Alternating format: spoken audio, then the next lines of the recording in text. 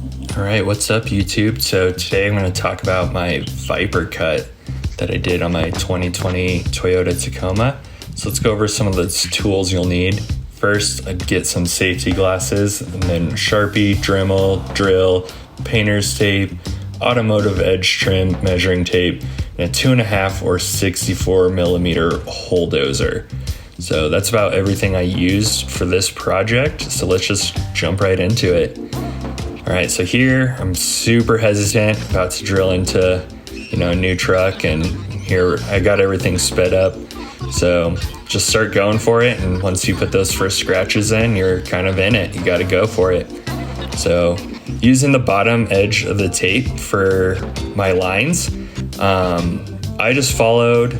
So a lot of people take it in really close. What I did, I wanted to follow some of the natural groove lines that Toyota had put in, just to help, I think, keep it a little cleaner. It might, I don't know. I've heard different things. I thought it looked a little more aggressive, which I like. I kind of wanted it up a little bit higher. Eventually I do want to get a front bumper, so I was kind of keeping that in mind on where those cuts eventually would be. So we'll see when we get there. So just removing that first plastic piece, and then I didn't mention, but you do need a couple sockets, but it's nothing like too terrible. I can't remember the sizes. So here, starting to cut out that inner fender liner. Definitely this is where those safety glasses come in. You can see all those pieces flying everywhere. So I definitely recommend those. So just kind of taking that part slow and just kind of cutting what needs to be cut. And you can see, it's hard to see in this video, but when you're in there doing it, you'll see the lines that Toyota has. Just kind of follow those. It was a great guide. So here, clean up that edge, and then adding that edge liner. That black edge liner you can find on Amazon. It's really, really inexpensive, but I think it does really tie it all together and just really cleans it up nicely. So I would definitely recommend this piece. So here, let's check out a little slower how it's looking.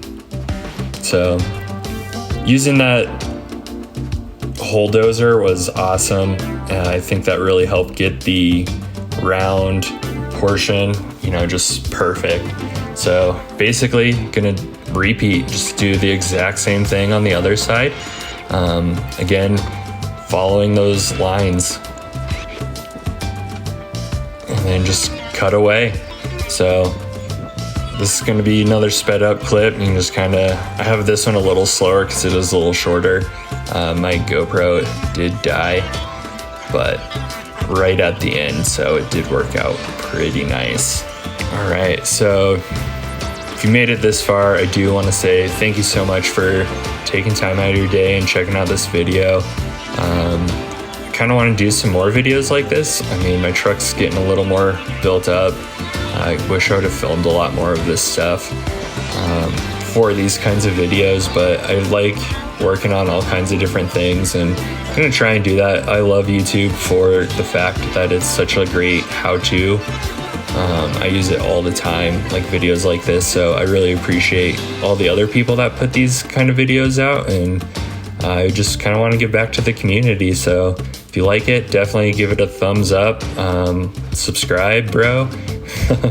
That'd be really sweet. I would really appreciate that. So hopefully you guys like this, and drop a comment below. Let me know. All right. So with this Viper cut, I'm super happy with it. I think it came out really well. I love how it looks. It makes the truck look a lot more aggressive, in my opinion. Hopefully it'll help, with any kind of approach angles if I ever need them. But for now, until I get my bumper, I think this is a cool, good look for the truck. Definitely more aggressive. So check out these photos I took on a camping trip, and let me know what you think in the comments.